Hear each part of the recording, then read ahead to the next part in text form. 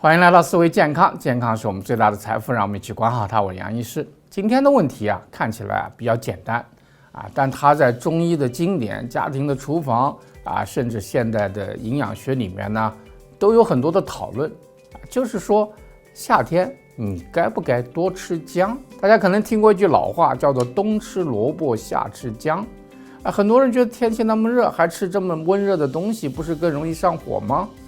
但是在中医的理论里夏天吃姜呢，反而有它的道理其实呢，我们现代医学呢也有类似的认识。今天呢，我们就用思维医学的模型来全面的剖析一下姜它是怎么影响我们的身体的结构的，它的营养和化学作用，它在能量上的属性和夏季养生的关系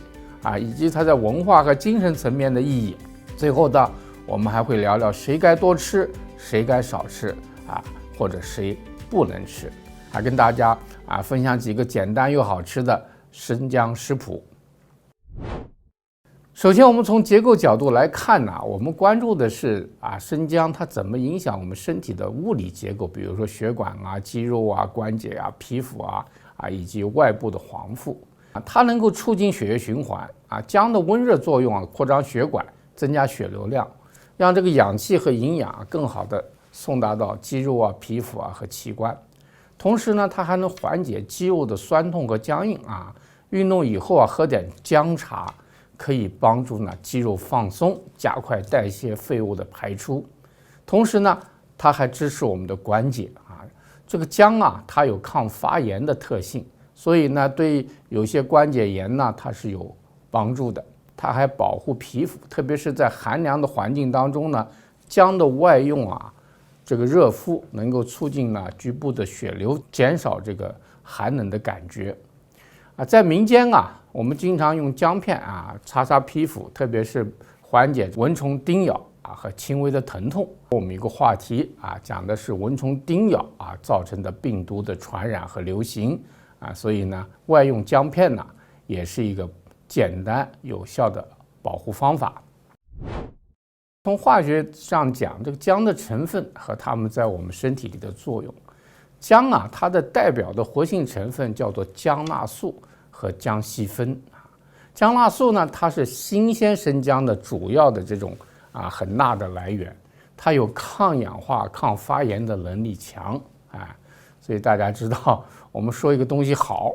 它就是因为它有抗氧化、抗发炎的能力。那么姜烯酚呢，它是姜纳素经过加热和干燥以后形成的对促进血液循环特别有帮助。它的主要的生化作用是什么呢？一个是促进消化，它刺激胃液分泌，促进这胃肠蠕动，减少这个胀气和恶心。对于我们有消化道不良的朋友这个姜是很重要的。另外呢，就是抗发炎，它能够抑制我们体内这个发炎的介质因为我们的发炎的过程中它有一些这个生物因子在起到一个媒介的作用，特别是对慢性炎症呢，它能够帮助缓解抗氧化是什么意思呢？就能清除我们讲的自由基自由基呢，它在抢夺电子的过程中会损害我们的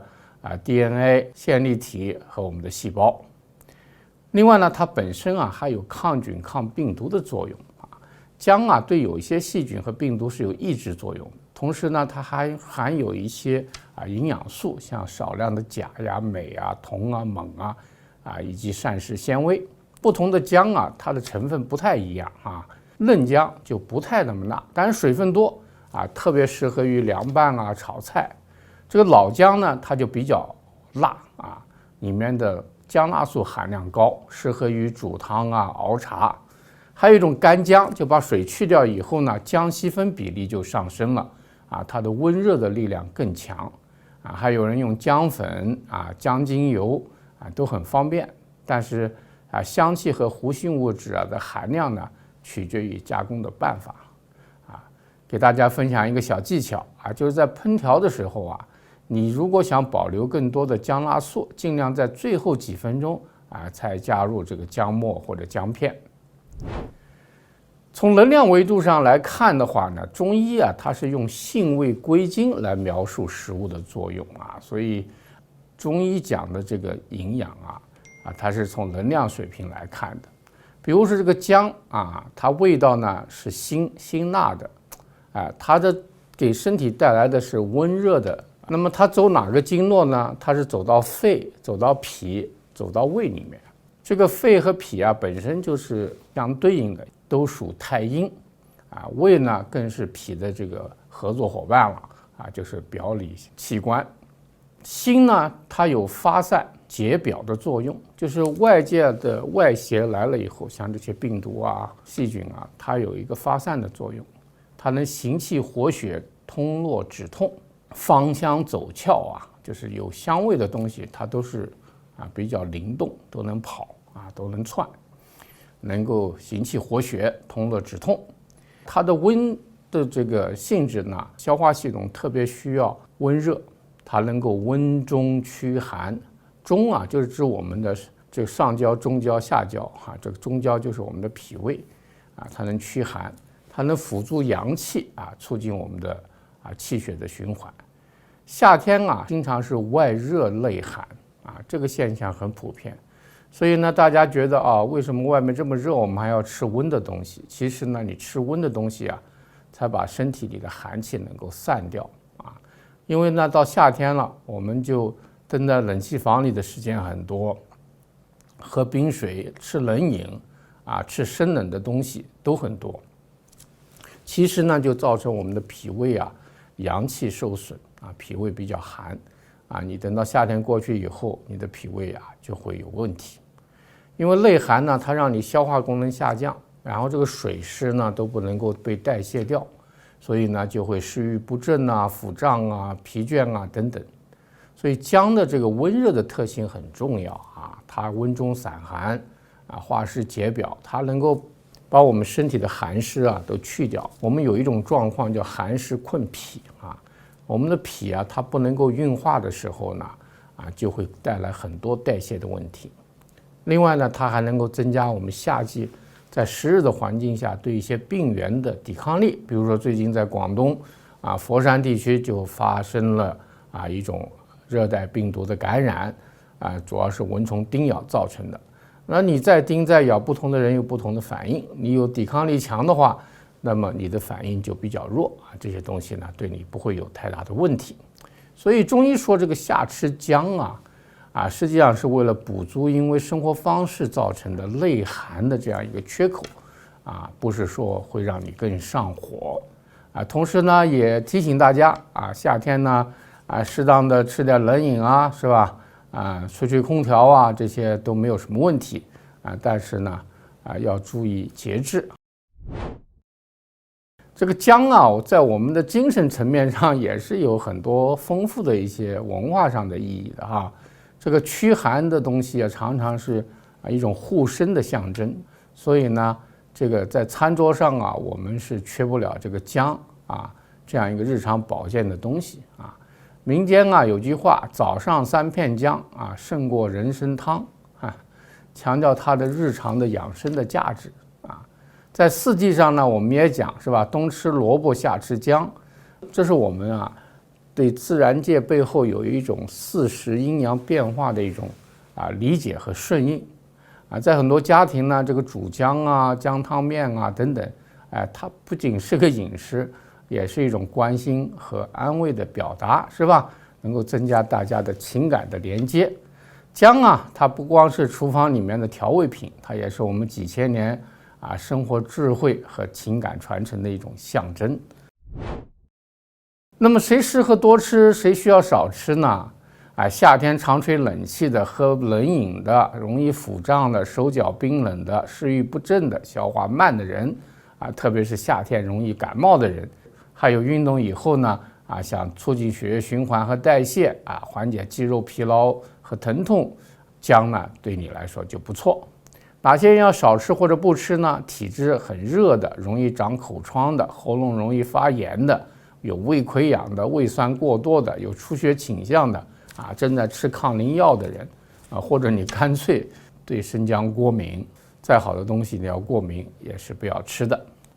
我们有个朋友常年在这个冷气办公室里工作到了夏天呢，他反而手脚冰凉，胃口很差。现在呢，他每天早上喝一杯红糖姜茶，2周以后这个胃口就改善了，手脚也温暖了。还有一位女士呢，她体质偏热啊，但是她喝了2个星期龙姜茶呢，结果口干咽痛啊，只好停用啊。这些呢都是我们需要注意的。夏天吃姜啊有很多方法，姜汁沙拉拌面吃是吧？像放点姜末，放点橄榄油，放点柠檬汁，加点蜂蜜可以拌凉菜啊。姜丝可以炒菜啊，荷兰豆啊、丝瓜呀加点姜丝呢就能够去寒啊，还能够增加它的香味儿。还有就是红糖姜茶了，就用老姜片加一点红糖，它适合怕冷的吹冷气多的人啊。当然希望你没有糖尿病啊，因为不然的话加糖也不太好。另外呢，就是可以用姜汁水果是吧？姜汁加点柠檬片，加一点蜂蜜，加点温水，既促进循环也很清爽。那么回过头来看我们今天的重点问题啊，夏天该不该多吃姜啊？结论是呢，对多数健康的人来讲，适量多吃是有益的啊。化学上它能够促进消化、支持循环、抗发炎啊。能量上讲，它温中祛寒啊，化湿防病。结构上呢，它帮助血液流通啊，肌肉和关节和皮肤的保护。在精神上呢一杯姜茶，一个色香味俱全的炒菜，都给我们带来很多的愉悦。但是呢，任何食物都有适合不适合的人，重要的呢是根据体质和当下的状况做一些调整健康呢，它不是一个层面的健康，而是4个维度的一种和谐和平衡。如果您觉得这个内容对您的生活有帮助，希望你订阅我们的频道，打开小铃铛。谢谢您的支持，我们每天不见不散。大家好，我是杨景端医师我行医30多年，看过无数人在健康退化的边缘挣扎。其实呢，我们不是因为变老了才退化，而是因为退化了才变老。这就是我设计这门抗衰老课程的初衷。我们从人体的4个维度，就是结构、生化、能量和灵魂，重新校准我们的身体启动我们内在的自愈的力量。不用打针，不用吃药，我们用中医的智慧、营养科学和现代研究，真正活出年轻、稳定又有力量的自己。